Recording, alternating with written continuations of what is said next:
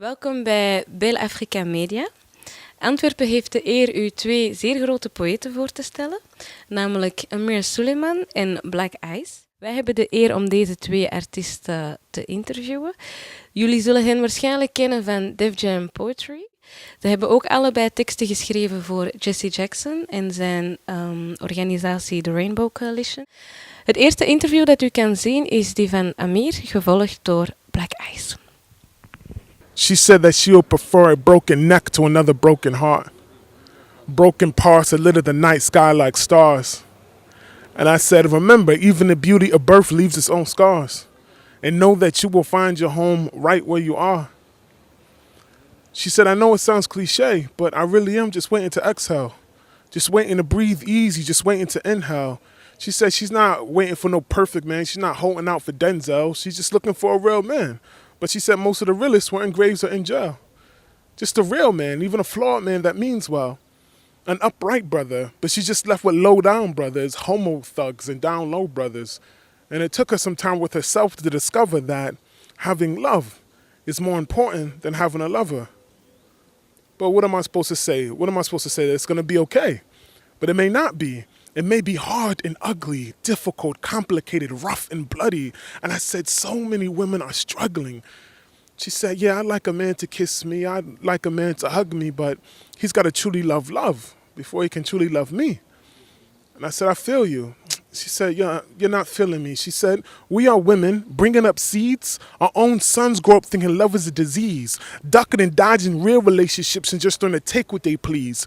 And they treat pregnancy like an STD. If the test comes back positive, it's a negative. And there are ghosts in the street, dro in the wind, only a moment to spend, and those moments are brief. Our sons' role models are rolling stones, unknown or deceased. So in this cold world, they find warmth with men holding the heat. And I said, there's got to be a change. She said, yeah, it's going to have to be more than poems on TV. I said, I feel you. She asked me how I survived.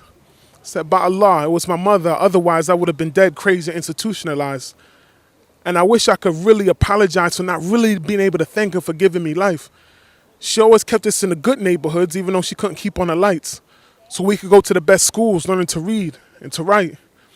And sometimes she'd be so broke in the store, she would have to choose between the beans and the rice. So sometimes she would put ketchup on a navy bean so it wouldn't seem like we're eating the same thing every night. 2 jobs during the day and 1 at night. And the struggle that I saw her endure, I never want to see in my wife.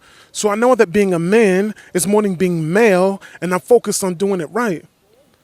But when I think about my childhood, I don't think about poverty.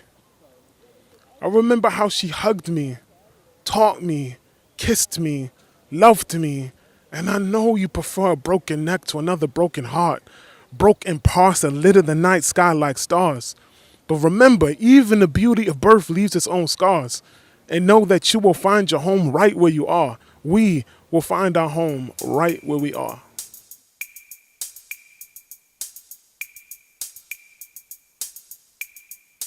You're a very spiritual man. You're obviously a black man. Do you maybe have a message for our many black viewers?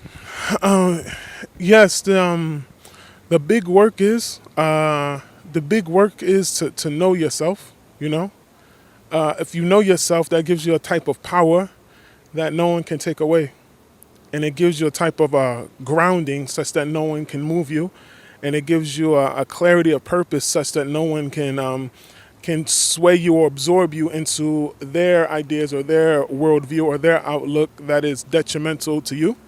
So it's knowing yourself, and when I say know yourself, meaning know your blackness, know where you come from, but even in addition to that, even beyond your blackness, knowing your spirit, knowing your soul, knowing your reality, knowing that you are a sea without shore, that you are more than all of the heavens and the earth. All of that is inside of you. More than all of the galaxies and all the solar system is just a metaphor for what is inside of you already.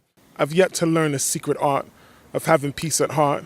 I take the angst and the anger, make a piece of art, and then I speak it and I share it, and the piece departs to find its home in the warmth of the people's hearts. If I don't have peace with me, how can I have peace with God?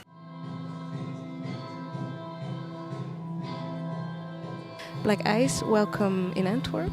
Oh, thank you for having me. Well, thank you for being here with us. You've worked with different musicians, with different poets as well. Amir Suleiman is one of them. We had him over last week. Did you guys actually did some work together? Amir and I have worked. We've done several shows together. We've done shows in Canada, obviously all across United States. Actually, when he was here, I was in Guyana. I can't talk enough about about my connection and anybody who comes within, Amir's energetic circumference. The connection that you have with him, if you are of any honesty, like he'll pull it out of you. He's like you said, he's just the perfect word to describe Amir is peace, and he's definitely uh, one of the best, if there is a such thing when it comes to poets or spoken word artists. If there had to be, he would be in my top two of my favorite wordsmiths. Talking about single mothers, you have a poem about single fathers that you brought yesterday in a Zuiderpershuis in Antwerp, which was very touchy because usually, like you said, people hear the version of the mother, but the father is always silent. Would you mind performing it for us? Internal hurt of a lone soldier, so held firmly in my right arm with her head on my shoulder because that's the way she likes me to hold her. That's what I told her. Speaking about my daughter, in order to save face, because just before the embrace and all the I love yous and I miss yous, she clearly let me know that she had issues. Talking about, Daddy, where you been? And just then my mind began thinking back to those Saturday seldom show up days, those seem like my father don't want to bother helping me grow up days, so sick of not seeing my dad I want to throw up days, those my mom said you shouldn't come nowhere near where we resided because she decided to blow up days. Well, anyways, her eyes were always able to pull the disguise off of any lies I might try to use to summarize the situation. You see, it's funny the way it's second nature, the way I put these words to paper, but couldn't figure out a simple explanation to offer my baby girl. Don't like having to admit that tomorrow's just a maybe girl, the famous ask your mom and see what she say, but the ball's on her court, so we got to play how she played. But hey, I tell my big girl not to fret, cause all this dirty will come out in life's wash, and we haven't finished filling up yet. You see, when two parents are not in conjunction, a dysfunctional child is inevitable. See, mommy's not on time with daddy, and daddy's not on time with mommy, so the child grows up off schedule. And it's incredible because he always told me that I would understand when I got older why he used to call himself the lone soldier. And one night when she called crying and I couldn't get to her to hold her, even though it wasn't some game shit, I felt like it was some lame shit, I told her. Just because I couldn't be right there after a nightmare about a fight between me and her mother. See, she's 6 and can't conceive how it could leave, and she won't see why we have to live in different places, or how come her and her little brother don't see each other's faces on a consistent basis. And it hurts when I have to lay down the hand of discipline, knowing that I just get to spend a short segment of time with her. So imagine how I feel when I got to hit her. And don't get it twisted, sometimes I mess up and don't get her because my ego won't let her mother call me a babysitter. But for my baby girl, I swallow my pride and show through. See, I love my kids. Ain't nothing I won't go through. Thank you, very nice. We're a medium from Belgium, but we make things about African events in Belgium. Have you ever been to Africa? I've been to South Africa, very short. If you maybe have a message for the youth in general, black, white, yellow, anybody. But before you answer it, you wrote something that you performed yesterday as well called 410 Days in a Life. That to me is actually the answer to the question and very inspiring for the rest of us. Would you mind performing it? It wrote, when you look at me and my brothers, what's your first impression? Does the sight of us leave you guessing, or do you understand the stressing, the aggression?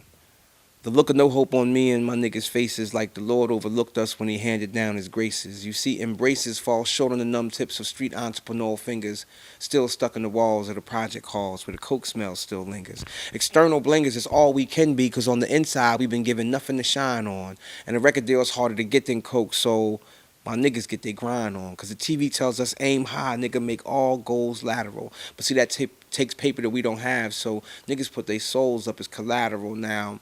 Some niggas reclaim them, some blame them, make an excuse to sell them. But when a nigga goes from not doing to doing, what can you tell them? Not to be a nigga?